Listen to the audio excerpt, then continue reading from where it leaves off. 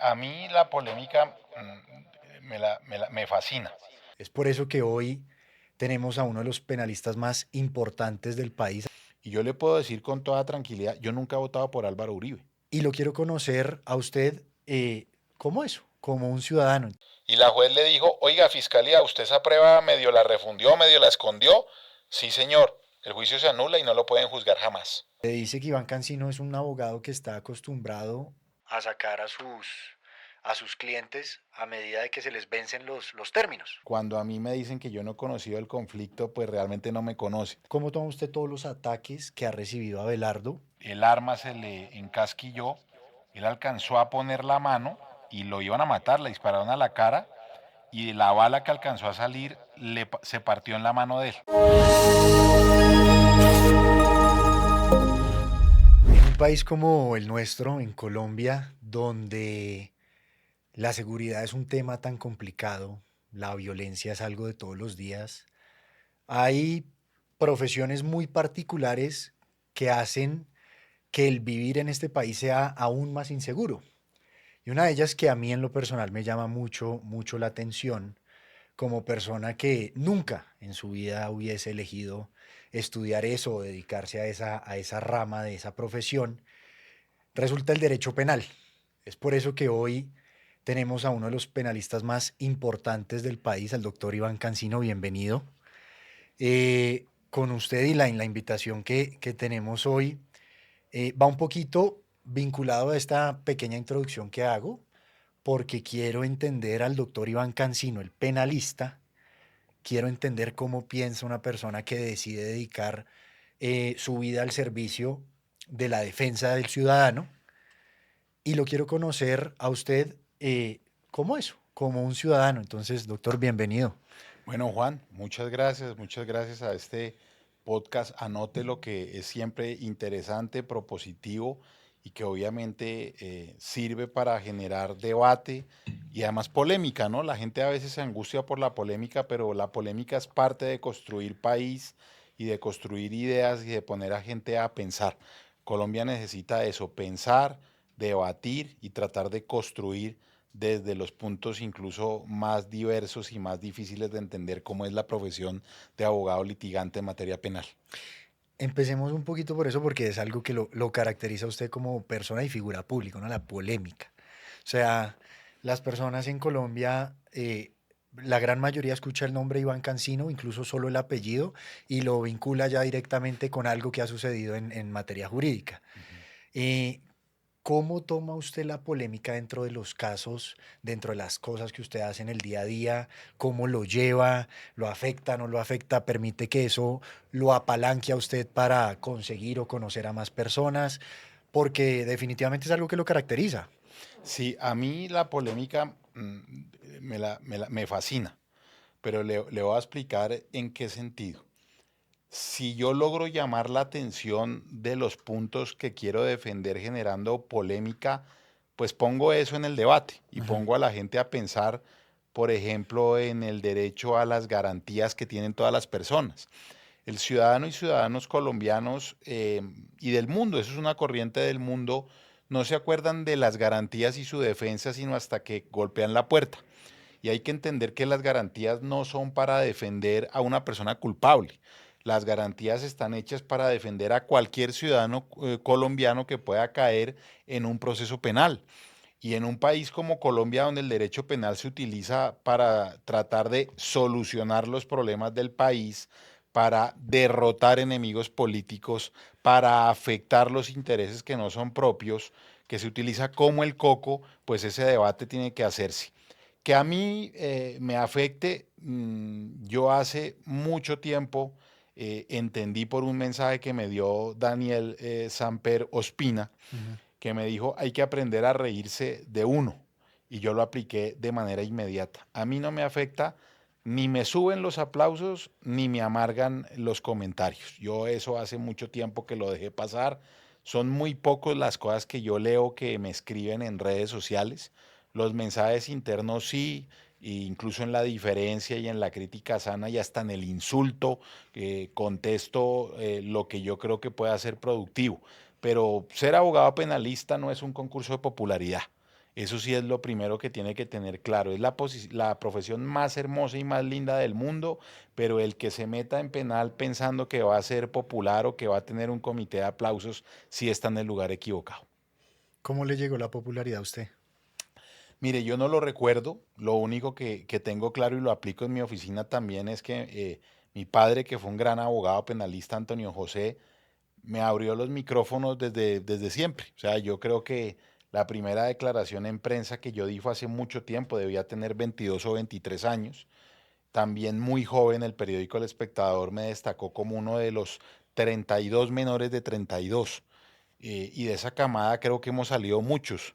Ahí salió el jugador Mauricio Molina, Ujú, salió David Luna, salió Cabas de ujú. ese tema del espectador. Bueno, y mucha gente que no quiero dejar atrás. Un piloto de carros que no sé qué ha pasado con ello, que era de apellido Tunjo. De tal manera que mi exposición con los medios en temas controversiales ha sido desde siempre. Y en la universidad como estudiante participé en concursos de oratoria, gané varios, participé, digamos, de la democracia estudiantil como representante del curso, representante de la facultad, de tal manera que mi contacto con medios y cámaras ha sido de toda la vida. Yo sí recuerdo que las primeras personas con las que tuve algún diálogo fue con Carlos Gómez de la W, ya retirado, y una periodista que lleva muchísimo tiempo también en Caracol que se llama Rocío Franco. Eso sí no se me va a olvidar jamás que con ellos tuve, digamos, mis primeras entrevistas radiales y con Libardo Cardona, un veterano periodista que hacía parte de la unidad investigativa del Espectador, también con ellos. Y mi padre tenía muchos amigos periodistas, Rufino Acosta, editor deportivo del Espectador, que lo conocí cuando tenía 4 o 5 años, Ujú. con el doctor Cano. Bueno, el periodismo, las cámaras y la televisión yo las vi mucho en mi casa y realmente ese contacto con la polémica, con lo público, no me ha afectado y ahora pues las redes sociales también han contribuido mucho a que uno lo conozca más gente. No digo que Claro. todo el mundo, porque eso es imposible, pero mucha más gente tiene ya la cara de la persona que habla. Mire, yo empecé la conversación con una cosa que a mí me parece muy interesante, la profesión que usted ejerce, y es el tema de seguridad. Ujú, ¿Por qué? Porque es que, a ver, nosotros como colombianos entendemos el contexto del país y sabemos dónde vivimos. ujú. Eh, Ahora, toda esta cámara, toda esta exposición mediática lo pone a usted igual en un lugar aún más visible para las personas. Sí. ¿Cómo maneja un abogado penalista de su nivel el tema de seguridad en un país como Colombia? Pues mire, le digo, yo tuve dos exilios. Ujú. El primero muy pequeño en el año 79 al 82. Tuvimos que salir huyendo de alguna violencia con mi familia. Después, por la defensa de Samper, tuve que también ver no solo el atentado a mi papá, sino múltiples amenazas que también me hicieron salir al exilio a mí un tiempo muy breve, pero me fracturaron la familia. Yo tengo un hermano que se llama Andrés, que hace 2003, 2013, 2020, casi 35 años no viene a Colombia. Es decir, que cuando a mí me dicen que yo no he conocido el conflicto, pues realmente no me conocen. Lo hemos sufrido en carne propia y la violencia. Mi papá casi lo matan. Le pegaron tiros y murieron dos escoltas. Dicho eso, yo también creo, yo personalmente creo que me tengo que cuidar, sí. Hay muchas amenazas aquí en Colombia que no son ciertas. Hay gente que se desahoga en redes sociales, pero es incapaz de hacer algo. Pero yo después de analizar que a las personas cuando las quieren matar, las matan, pues no tengo ningún esquema de seguridad.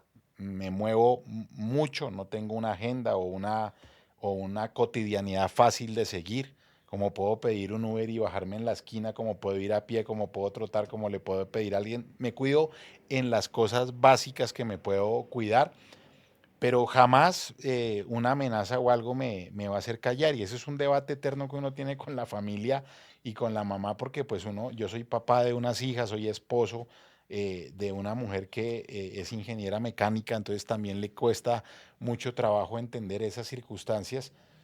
Pero yo sí creo que si por defender las garantías voy a tener alguna clase de insultos, amenazas, primero pues considerarlas, claro, cuando son graves, presentar las denuncias, pero yo también creo que yo tengo alguna posición que me permite cuidarme solo. En cambio, si yo pidiera una escolta, le estaría quitando esa protección a personas de la Colombia rural, a líderes sociales o lideresas sociales que la necesitan. Entonces yo no es que no considere o eche en saco roto las amenazas, sino que me he dado cuenta que hay unas normas básicas de seguridad que yo debo cumplir, pero el resultado triste es eso, Juan.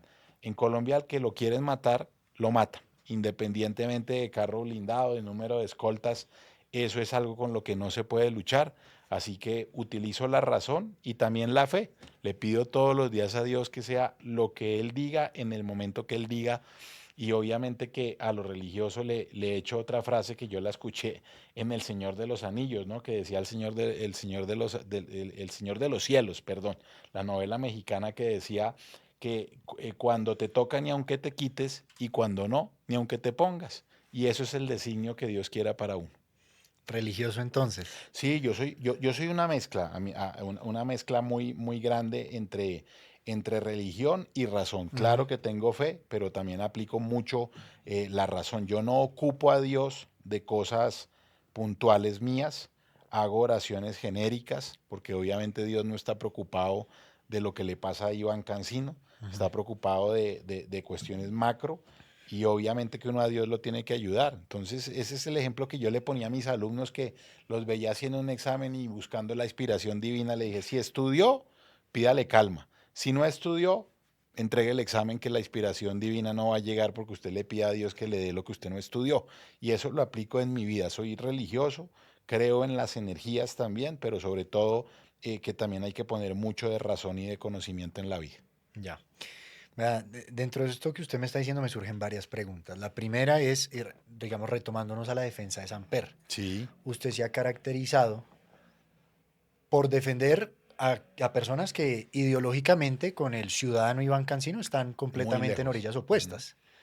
¿Cómo encuentra esa objetividad para encontrar esas defensas o por qué lo hace? Claro. Y le digo una cosa, yo de derecho sé poco, Ujú. las cositas que uno va aprendiendo en la vida. Y a mí hay una película que me gusta mucho y es The Devil Advocate, el Muy abogado buena, del claro. diablo. Y, y me acuerdo un poquito en esta película como la esencia de lo que ellos querían mostrar, de la defensa de las cosas que ante la opinión pública son indefendibles. ¿Cómo hace el penalista para decir, oiga, es que esta persona tiene el derecho de, y yo soy, me importa cinco lo que diga el resto, el que va a asumir esa defensa? Claro, hay dos películas que marcan mucho un derrotero de lo que usted me pregunta. La Firma, Ujú. que es una película con Gene Hackman y Tom Cruise, que es la realización de uno de mis autores favoritos, de un libro de mis autores favoritos que se llama John Grisham. Y la que usted dice que es El abogado del diablo. Y también hay un libro de un abogado muy controvertido en Estados Unidos que no ha tenido una vejez tan buena, que es Alan Dershowitz, que también se llama igual, El abogado del diablo, pero no se basa la película en el libro. Y yo lo digo porque el abogado penalista debe hacer todo lo que esté a su alcance para ejercer su profesión bien hecha sin vender sus principios. Ujú. Entonces, a mí dos veces me han catalogado el abogado del diablo, una vez en una columna del Tiempo y otra vez en una portada de una revista de la revista Cambio. Y la respuesta que yo di a eso es, ojalá que el diablo me buscara. Sería una defensa maravillosa, sería espectacular porque le explico eso a las personas, a mis hijas, y pongo el siguiente ejemplo. Cuando usted estudia medicina, estudia 5 años, después creo que hace algo que se llama 11 y 12, después hace algo de El interno internado, sí. y después sigue estudiando. Entonces usted estudió medicina, oncología y después oncología pediátrica, 12 años, 10 años estudiando. Y cuando sale le ponen dos consultorios, uno donde le dicen, usted solo va a atender gente sana, van a entrar niños sin cáncer, y otro donde van a entrar niños con cáncer. Y yo les pregunto, ¿ustedes qué consultorio elegirían? Y casi al unísono dicen, no, el de niños con cáncer. Bueno, a veces me han regañado por la analogía, pero es que tiene que ser extrema para que lo entiendan. Cuando yo salgo de la universidad y ejerzo el derecho penal, ¿yo qué preferiría? ¿Una oficina donde solo entren inocentes? ¡Qué pereza! En cambio, quiero gente que entre con conflicto. Yo no puedo decir culpables porque la culpabilidad la decide un juez. Ujú. Por eso a mí cuando me preguntan, ¿usted ha defendido culpables? Claro, seguramente los que me han condenado. Y muchas veces han condenado a gente que yo sé que es inocente. Mal trabajo mío de pronto o que hubo alguna circunstancia ajena, está bien. Obviamente que como el cáncer, hay clientes que entran que no tienen ninguna salvación. Entonces es ayudarlos a que tengan la menor pena posible. Pero hay personas que vienen y me cuentan un hecho que tiene salida. Y mi labor no es entregárselos a la justicia. Yo no estudié para entregar gente a la justicia, yo estudié para que dentro del marco legal y deontológico de mi profesión, si yo puedo sacarlos sin ninguna cicatriz o con la menor cicatriz posible, yo para eso estudié. ¿Eso genera polémica? Sí. ¿Eso genera controversia? Sí, pero reitero, eso sucede hasta que alguien que me critica, que me ha pasado muchas veces, golpea a mi puerta y me dice, aquí estoy, y yo le digo, bueno, pero usted me criticaba. Le dije, no, doctor, yo lo criticaba, pero ahora entiendo que la libertad de uno y la inocencia de uno está por encima de muchas cosas y de muchas críticas, y ahora es donde entendemos lo que pasa. Como todo en la vida, hasta que uno no lo sufre, no entiende o no puede debatir sobre lo que es la defensa en derecho penal. A mí jamás me vayan a pedir que entregue a un cliente. Yo no lo voy a hacer. Si ya no hay nada que hacer, claro que sí, pero si tiene alguna salida, alguna luz, ahí voy a estar yo dando la pelea. Y lo de las ideologías, yo lo puedo hacer porque yo soy una persona que sé separar mucho mi vida personal o ideológica de las garantías. Para mí las garantías no tienen ninguna connotación ideológica, étnica, racial, sexual. Y mis clientes lo saben. Por eso he defendido de todos los espectros y de todas las clases sociales con la misma intensidad y con la misma pasión. Y yo creo que eso ha sido parte de mi éxito. Hay abogados que van a pasar a la historia como grandes académicos. Yo quiero pasar a la historia como uno de los mejores abogados defensores del país. No vivo para eso, no me gusta el reconocimiento ni lo necesito, pero obviamente que el desempeño lleva a ese reconocimiento y pues tampoco puedo negar que no me engrandece, pero obviamente que me gusta y me hace, me motiva para seguir adelante, claro. Ahí hay un tema del que yo le quiero preguntar, lo tenía pensado y son las críticas Sí. que usted recibe desde la labor y el desempeño del derecho. Ujú, Por ejemplo, yo escuché una muy puntual, vuelvo y le digo, yo soy una persona que ujú. poco de penal, poco de derecho, y aquí le voy a decir lo que yo escuché. Tranquilo, adelante. Y dice Daniel Coronel, hablando con Miguel Ángel del Río, Ujú, le dice que Iván Cancino es un abogado que está acostumbrado a sacar a sus clientes a medida de que se les vencen los términos. ujú. ¿Qué responde usted, por ejemplo, a una cosa como No, pues esas? es una ignorancia supina, no solamente del periodista que además que a quien yo respeto, no tengo absolutamente nada con él, pero pues obviamente que es una opinión de una persona que no conoce absolutamente nada ni de derecho ni de derecho penal. Cuando un término se vence, jamás es culpa del abogado. Los jueces, cualquier maniobra dilatoria del abogado tiene que descontarla de los días de vencimiento. Es decir, si son 120 días y yo de esos 120 días mamé gallo 40, pues me faltan 40, entonces serán 160. Claro. De tal manera que a mí no me conviene dilatar, porque tendré al cliente mucho más tiempo privado de la libertad. De tal manera que eso es una opinión equivocada, a veces con algún interés personal válido. Yo por eso no confronto con los periodistas ni estoy de acuerdo con esa confrontación de denuncias y querellas. Sí, a veces de salir a contestar, sí, pero tampoco se me vuelve a mí un tema bravo. Hay otros muchos periodistas que sin yo pedir lo que manifiestan es, si no les gusta la forma como opera Cancino, cambian el código. Pero yo también le digo, me cambian el código y yo me adaptaré a otra forma de operar. A mí no me van a derogar por derogarme un código. Yo no funciono con lo formal. Yo ni me sé los artículos del código. Yo cuando la gente va a mi oficina que la heredé de mi papá, una biblioteca hermosa y yo la he ido cultivando, les digo, esta biblioteca sirve para la academia, para enseñar. pero las cosas que yo hago en una sala de audiencias, muchas las heredé y las percibí de mi papá y otras han sido innatas. El abogado del litigio, de la baranda, por supuesto que necesita mucho conocimiento y mucha dogmática, pero también mucha sagacidad dentro del margen de la ley para obtener resultados. De tal manera que ese tema de vencimiento de términos, Colombia es un país donde si a mí no me gusta la figura del defendido, también ataco a su abogado defensor. Eso viola todas las normas convencionales que dicen que el abogado no se confunde con el cliente, pero realmente yo esa carga la adopto, la transformo, la alimento, no me meto en discusiones absolutamente eternas de algo en lo que sé que la crítica no es por ignorancia, la crítica se hace por alguna otra razón.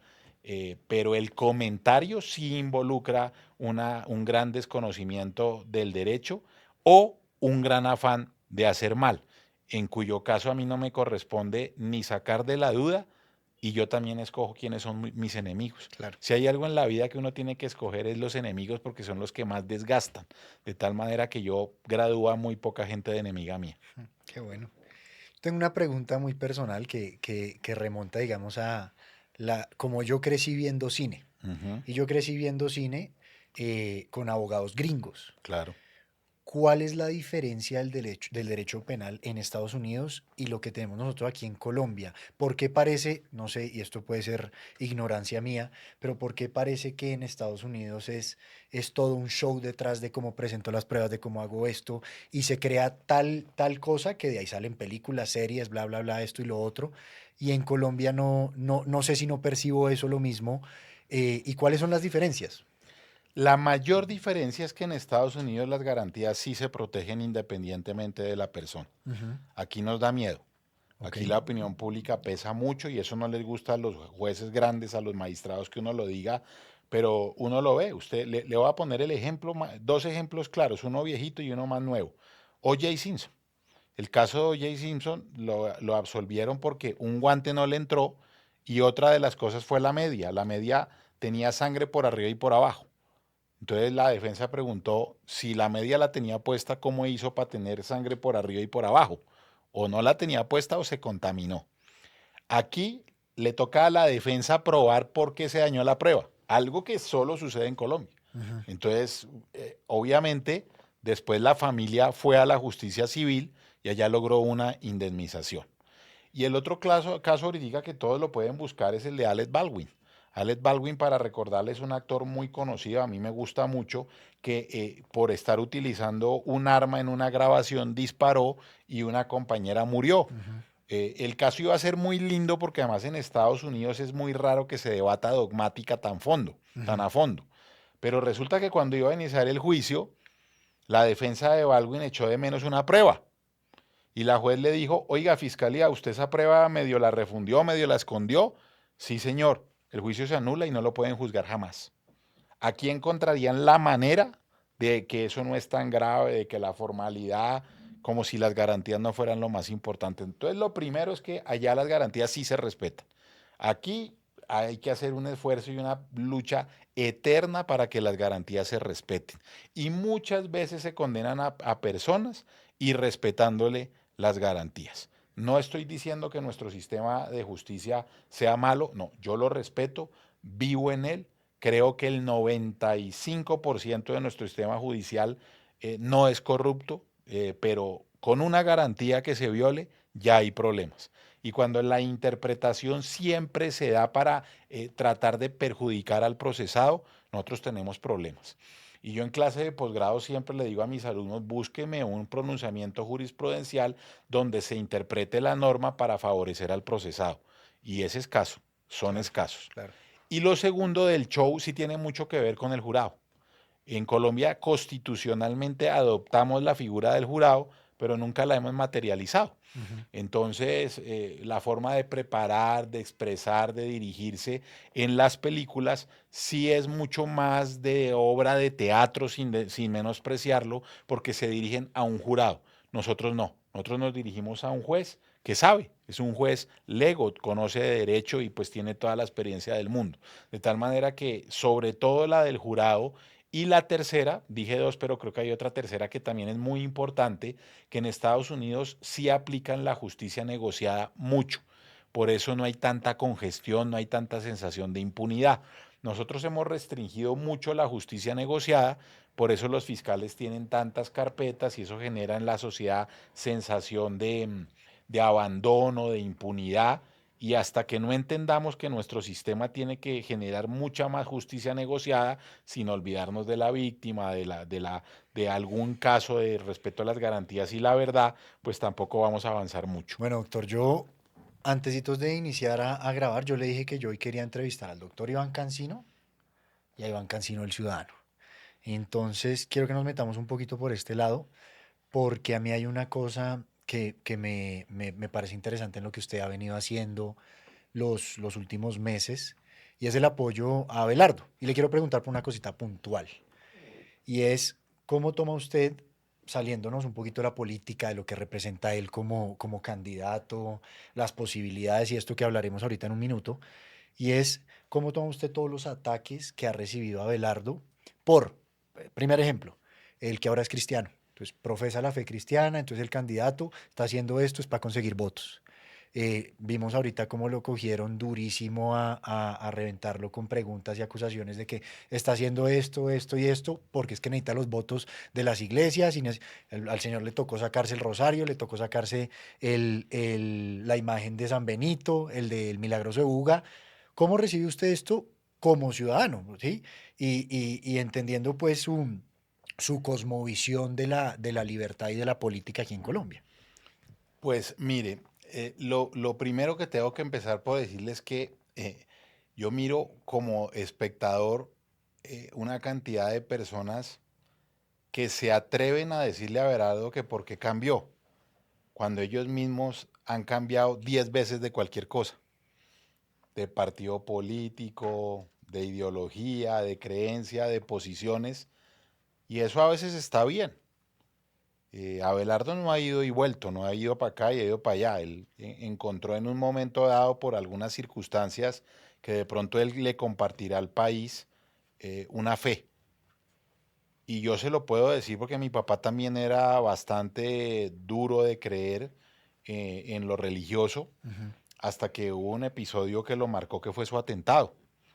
En el atentado, que al principio decían que era para un secuestro, él tuvo uno de los sicarios enfrente, el arma se le encasquilló, él alcanzó a poner la mano y lo iban a matar, le dispararon a la cara y la bala que alcanzó a salir se partió en la mano de él. Es decir, la mano quedó destrozada y le pegó aquí en el ojo, digamos, de rebote. A partir de entonces él empezó a cambiar su concepción de la religión y se volvió no una persona absolutamente creyente, pero ya reformuló su posición frente a Dios. De tal manera que eso es posible y tienen que respetarlo. No hay un motivo para creer que no lo debe hacer o que no lo hace. Lo otro es que Abelardo, cuando se le mete algo en la cabeza, dirige toda su energía y busca los mejores y a las mejores para lograr cumplir la meta. De tal manera que yo creo que haya cambiado una sola vez y haya empezado a encontrar su fe, no creo que sea un motivo de alarma, sino de reconocimiento y de respeto. Y le cuento una historia donde lo llamé la última vez. Él llegó a Buga, donde el Señor de los Milagros, y lloró y le criticaron eso. Yo soy una persona que se conmueve con muchas cosas, pero no llora mucho. Y yo hice una promesa, por eso le digo fe y razón. Le hice una promesa al Señor de los Milagros, me demoré en cumplirla. Una promesa que la gente dirá, bueno, ¿qué tiene que ver? No, no me pregunten qué tiene que ver. Yo no monto bicicleta, solo estática. Pero no salgo a la calle, no tengo, es más, una cicatriz que tengo por acá fue que me las puse de adolescente a tratar de montar bicicleta, iba a subir un andén, no me subió la bicicleta y salí volando Mm. y quedó acá. Entonces dije, esto es del aeropuerto de Palmira al Señor de los Milagros, son como 56, 58 kilómetros. Lo hice y bueno, la historia del periplo algún día la contaré más detallada, pero pasó de todo. Llego al Señor de los Milagros con mi bicicleta, me bajo, llego hasta la puerta con la bicicleta, ahí la entrego, entro al Señor de los Milagros y empecé a llorar. Y no pude parar en 2, 3 minutos. Y lo llamé a compartirle, a decirle, hombre hermano, yo te creo porque me pasó. ¿Qué fue lo que generó eso? Es absolutamente inexplicable. Es una emoción o para mí como un descargue, para mí de haber podido cumplir la promesa y recordarme todo el camino tan duro que tuve que recorrer para poder llegar a cumplir esa promesa. Es decir, la promesa es la culminación de un acto de gratitud de algo que salió bien. Entonces, toda esa emoción yo la entendí y la gente sin entender o solo por criticar cuestionen mucho la fe. Y yo creo que la fe es algo que no se puede criticar, que es algo que se debe sentir y respetar. Yo digo, a mí lo único que no compartiría es que me quieran imponer algo, Ujú. ¿no? Yo construirlo, orientarlo, debatir. Es importante. Hay un libro muy famoso y además ojalá lo consigan, que es un debate entre Habermas y Ratzinger. Espero no equivocarme, pero estoy casi seguro que es entre los dos. Mi mamá lo tiene enfrente de su mesa y lo consulta mucho y yo a veces leo, no lo he terminado, pero lo consulto mucho porque es muy interesante ver ese diálogo que le digo yo entre la fe y la razón. Yo creo que el mundo necesita las dos cosas y Abelardo es un hombre que tiene ambas cosas. Es un hombre culto, que no da por hecho nada, que sabe de sus falencias y busca a los mejores para que la suplan y le enseñen. Y lo mismo, ahora es un hombre de fe y yo tengo que respetárselo y creerle que ese cambio fue genuino. Conozco su historia y seguramente algún día la compartirá mucho más de fondo al país para que lo entiendan mejor en ese cambio. Vea que yo también añadiría algo bien interesante y es que yo, siendo una persona de fe, yo nunca, nunca, nunca en mi vida adulta he considerado que ambas cosas son excluyentes, No, no son ¿sí? excluyentes, exacto. Pero para nada. Ujú. Y lo digo porque, porque pareciera que ante la opinión pública lo son, Sí, ¿sí? Entonces, si yo soy una persona que tengo puesta mi fe, y es curioso que uno diga eso, en la ciencia, no la puedo tener puesta en Jesús, o la claro. puedo tener puesta en Dios. Y a mí eso no me parece que es así. Y se lo digo encaminándolo a esta pregunta que le quiero hacer, y es frente a esa opinión pública. Pues, usted como ciudadano, ¿sí? Obviamente yo sé que todo su bagaje también lo va a hacer responder como el abogado, pero ¿cree usted que la opinión pública, llámense medios, influencers, la misma ciudadanía, influye realmente en las decisiones jurídicas que se toman en este país? Sí, mucho. No, no en todas, pero hay muchas que sí influyen. Claro, es un componente importante. En algunos casos tiene un porcentaje mayor, en otros menor, pero ahí es donde yo le creo que, yo le digo que creo en la justicia, por eso protejo tanto a los jueces de garantías. Los jueces de garantías son el bastión de la Constitución, son los que tienen que dejar libre a una persona por vencimiento de términos y saben que una decisión va a ser cuestionada. Son los que tienen que dejar libre a una persona que ya la opinión pública, los medios, los influencers han condenado y ellos dicen, perdóneme, la captura fue ilegal, tienen que hacerla bien, señor, váyase para la calle. Cuando hay, me acuerdo mucho un caso de un señor gravísimo, lo que se le acusa de haber tenido un acceso carnal con un menor, el juez lo deja libre y todavía se preguntan por qué cuando en las redes sociales había un video de la policía cogiendo la pata.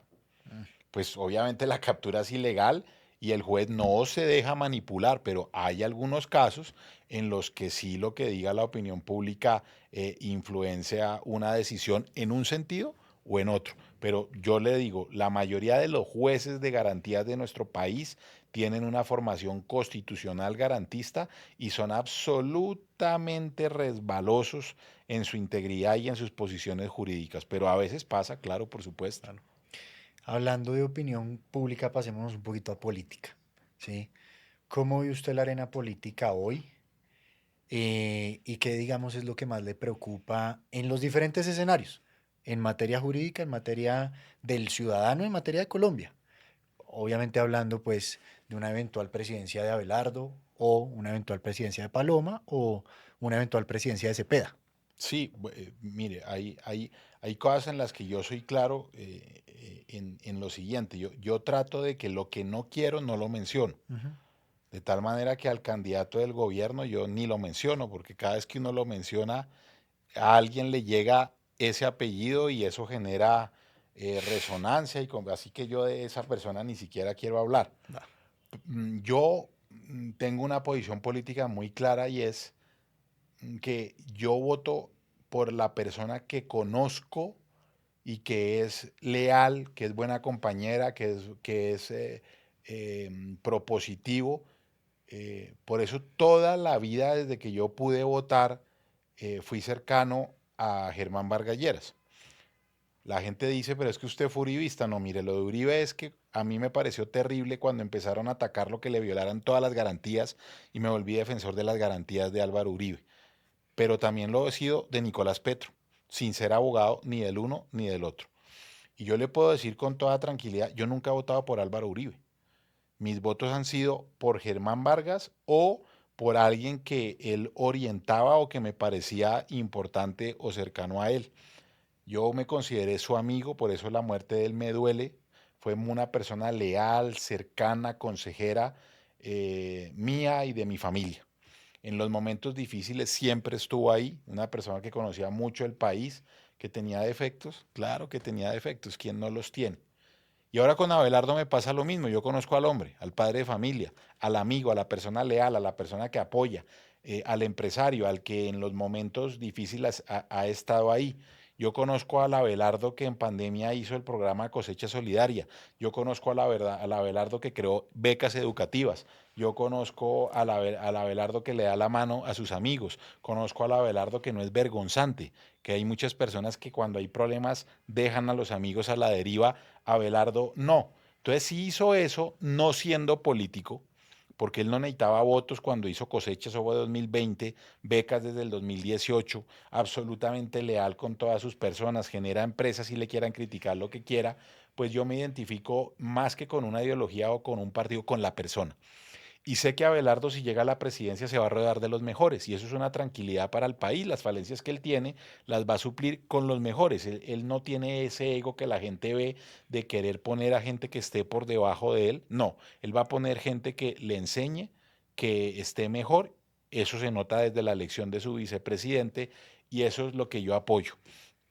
Y cuando me invitó a ser orador en el Movistar, él sabía yo a qué iba. Entonces, yo le dije en ese discurso que está ahí muy claro, que yo iba a ser como una especie de conciencia de esa campaña y eso hago. Hay muchas cosas que le comparto en privado y que obviamente no voy a hacer públicas, pero yo no soy un comité de aplausos. Yo creo que los amigos tenemos el deber, la responsabilidad de ser críticos. Ujú. Porque una persona de ese nivel que se rodea de gente que solo halaga y halaga, pues tiende a veces en poder perderse. Y en lo que a mí me corresponde, que sé que también se lo hace su esposa, que lo adora, pero que también lo aterriza, que lo hace su papá, que lo hace un cercano grupo de amigos, pues yo también, así como lo llamo a decirle adelante, te admiro, esto me parece fabuloso, también a veces le escribo, lo llamo para decirle, Abelardo, esto no me parece por tal razón. Él ya tomará la decisión de si hace caso o no hace caso, pero yo no me podría ir a dormir sin no decirle a un amigo mío las cosas que yo considero que puede corregir o mejorar y lo mismo espero de las personas que me rodeen. A mí sobar chaqueta no me gusta, no me Claro. gusta la gente soba chaqueta ni la que es siempre pesimista. No, yo creo que hay que tener una visión crítica de la vida y eso es lo que lo hace uno mejor, recibir críticas y uno ponderarlas, si tiene razón, no tiene razón, puedo mejorar o en esto yo a pesar de que a usted no le guste, voy a seguir por el mismo camino. Pero a mí Abelardo, mi apoyo a Abelardo es porque lo conozco desde hace mucho tiempo, sé su capacidad, sé su entrega, sé su lealtad y es el apoyo sobre todo a una persona que yo considero mi amigo y que sé que él me considera un amigo.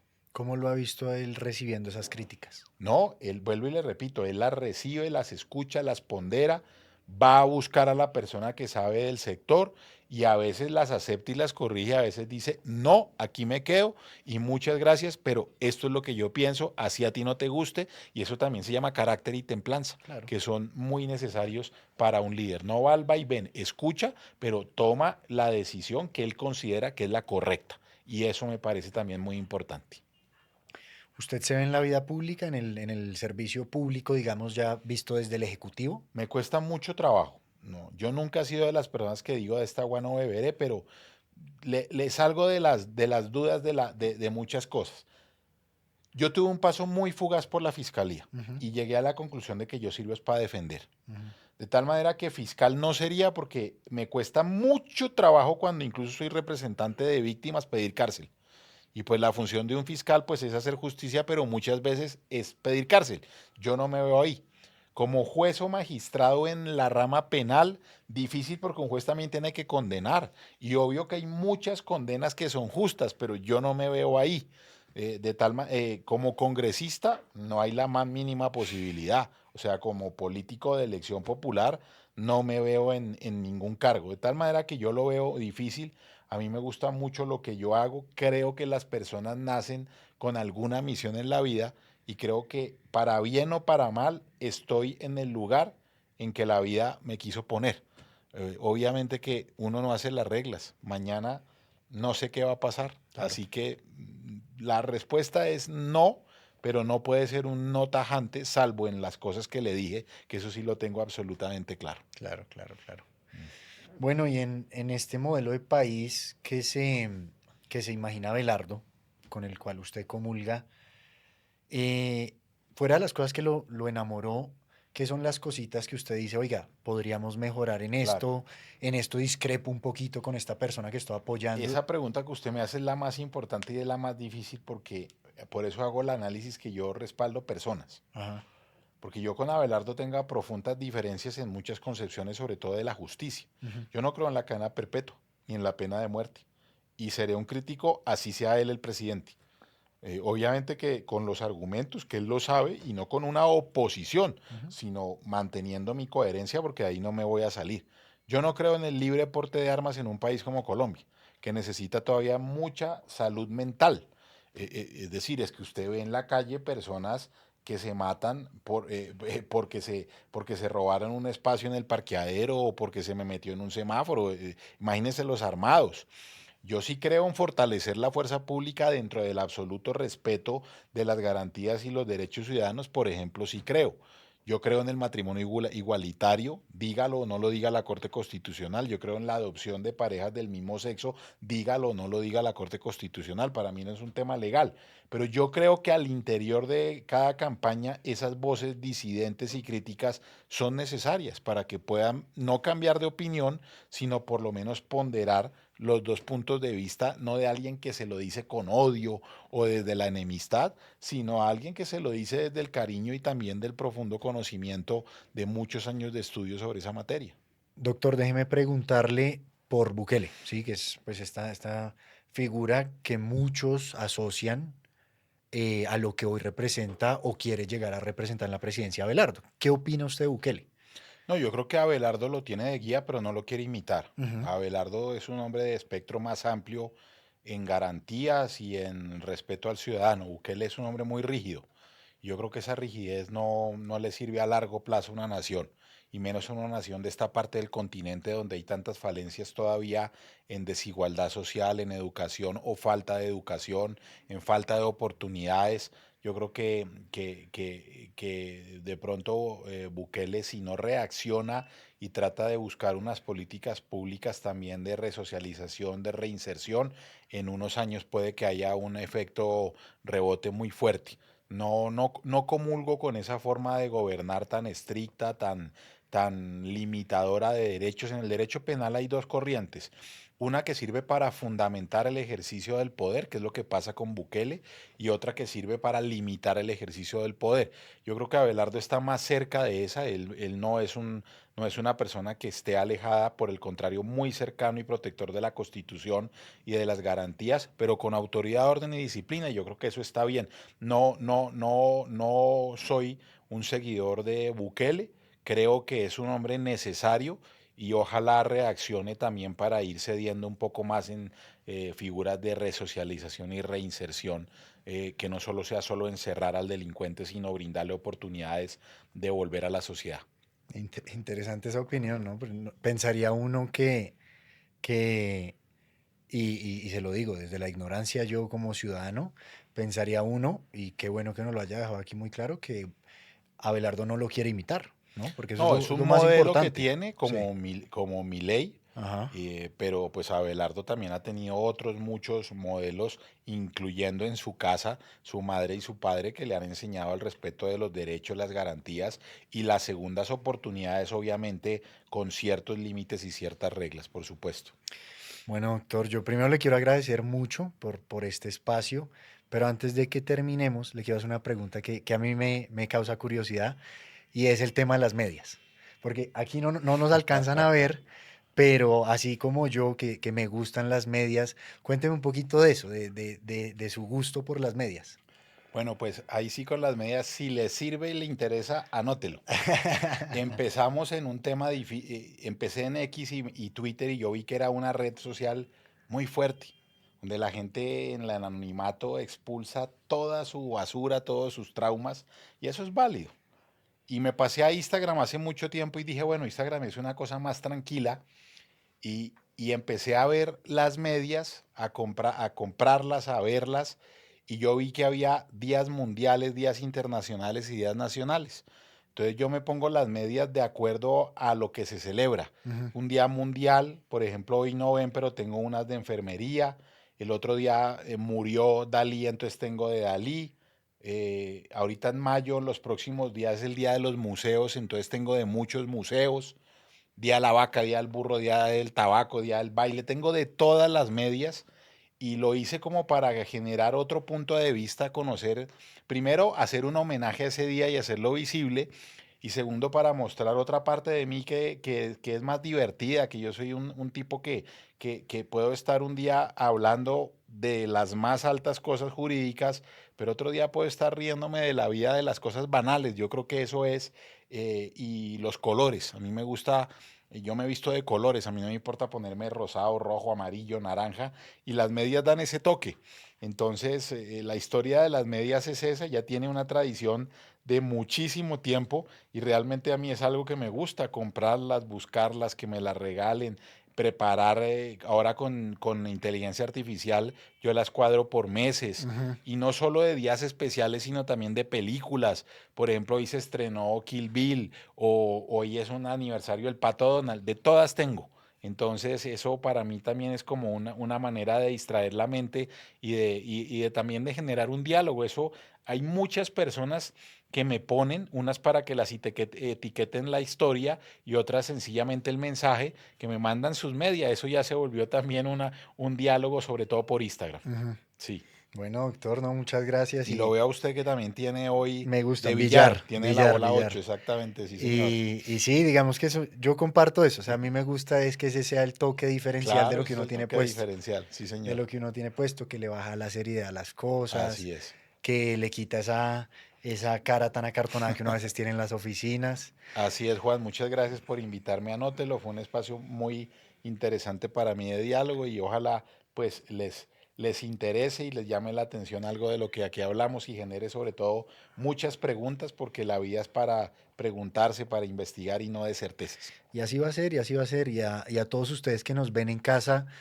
recuerden la importancia de la objetividad, la importancia del criterio y la importancia de los valores. Y como hablamos hoy con el doctor Cancino, de las garantías. Así que recuerden que si le sirve y le interesa, Anótelo. anótelo.